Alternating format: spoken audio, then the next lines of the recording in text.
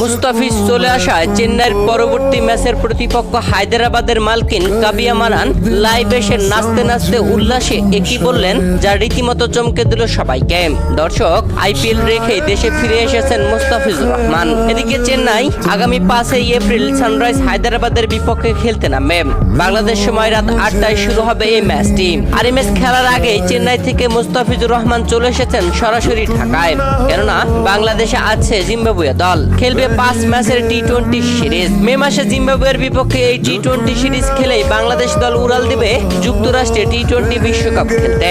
আর সেই বিশ্বকাপে খেলতে যাওয়ার জন্যই ভিসা প্রসেসিং এর জন্য মুস্তাফিজকে জরুরি তলবে ডেকে আনা হয় চেন্নাই থেকে।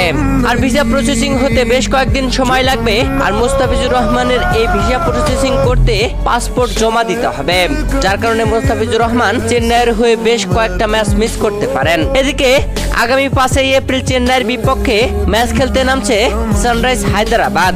আর এই ম্যাচে মুস্তাফিজুর রহমান চেন্নাইয়ের হয়ে খেলতে পারবেন না। এতেই যেন উল্লাসে মেতে উঠেছে সানরাইজ হায়দ্রাবাদের মালকিন কাবিয়া মারান। এ সময় তিনি লাইভে এসে বলেন, আমাদের খেলা চেন্নাইয়ের সাথে, ওদের ভালো প্লেয়ার আছে, আমাদেরও ভালো প্লেয়ার আছে, খেলা জমে উঠবে, ওদের বোলিং অ্যাটাক খুবই ভালো। হায়দ্রাবাদবাসী আমাদের সাপোর্ট করুন, আশা রাখছি আপনাদের জয় উপহার দিতে পারবো।